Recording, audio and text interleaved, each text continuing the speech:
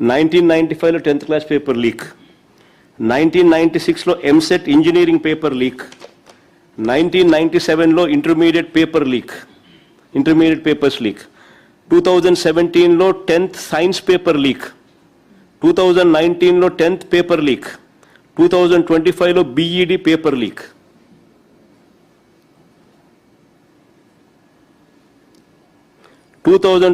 లో 10th maths paper leak. ఇప్పుడు DSC టీచర్ల రిక్రూట్మెంట్ లీక్. ఇది చంద్రబాబు నాయుడు హిస్టరీ. ఏదైనా కూడా డబ్బులు చేసుకోవడం ఎలా లీక్ చేయాలి, ఎలా డబ్బులు చేసుకోవాలి, దిస్ ఇస్ హిస్టరీ. ఇవన్నీ కూడా ఏదైతే నేను అడిగానో చూపించానో ఇలాంటివన్నీ కూడా ఎత్తి చూపితే చంద్రబాబు నాయుడు గారికి మాత్రం నరాలు తెగిపోయేంత బీపీ, బ్లడ్ ప్రెషర్ ఎంత ఎక్కువ వస్తుందనంటే ఒక్కోసారి నాకే భయం వేస్తుంది, నేను పోతాడేమో అని చెప్పి. ఎప్పుడైనా పొరపాటున నిద్రపోయేటప్పుడు ఎవడన్నా అట్ట తలుపు అట్ట కొట్టి మావిగన్ అని చెప్పి ఎవడో అన్నాడు అనుకో, టకా అని చెప్పి మనిషి ఏమవుతాడో ఏమో అని చెప్పి ఒక్కోసారి భయం వేస్తుంది. నరాలు తెగిపోయేంత బీపీ. అందుకే ప్రశ్నించిన ఏ ఒక్కరిని కేసులు, అరెస్టులు, ఎవరైనా మీరు ప్రశ్నించండి, ఎక్కడైనా కానీ ప్రశ్నిస్తే చాలు కేసులు, అరెస్టులు, భయపెట్టడం. ఇది రొటీన్ చంద్రబాబు నాయుడు గారి పాలనలో. ఇవన్నీ కూడా మనం చూస్తూ ఉన్నాం. అయితే చంద్రబాబు నాయుడు గారికి ఒక్కటి గట్టిగా చెప్పాలి. అయ్యా చంద్రబాబు నాయుడు గారు, ఇప్పుడు ఉన్నది జెన్ జీలో ఉన్నాం, జెన్ ఆల్ఫా కూడా వచ్చేసింది. నువ్వు గన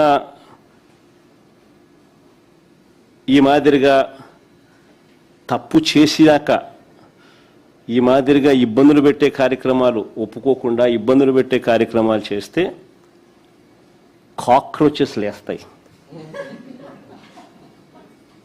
గుర్తుపెట్టుకో చంద్రబాబు అని చెప్తా ఉన్నా.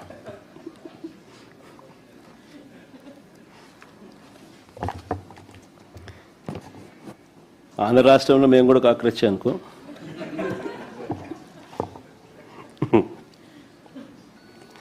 ఇన్ని ఆధారాలు ఉన్నాయి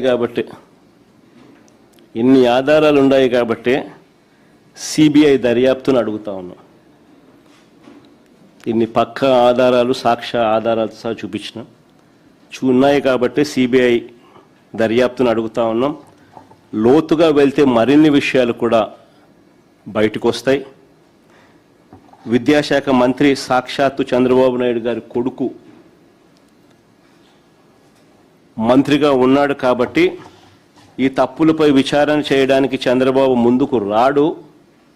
సరికదా ఎదురుదాడి చేస్తూ తప్పించుకునే ప్రయత్నం చేస్తాడు. కాబట్టి ఖచ్చితంగా సిబిఐ ఎంక్వైరీ కావాలి, వేయాలి.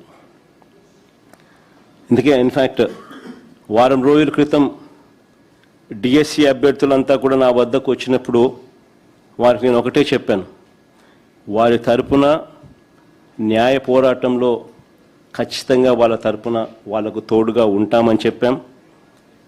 ఒకవేళ అప్పటికీ కూడా వారికి న్యాయం జరగకపోతే మేము అధికారంలోకి రాగానే ఒక కమిషన్ వేస్తాము, రీవెరిఫై చేస్తాము, అన్యాయం జరిగిన వారికి న్యాయం చేస్తాము, తప్పు చేసిన వారిని ఖచ్చితంగా శిక్షను కూడా శిక్షిస్తాము అని కూడా ఇంతకుముందే నేను చెప్పా. ఇన్ఫ్యాక్ట్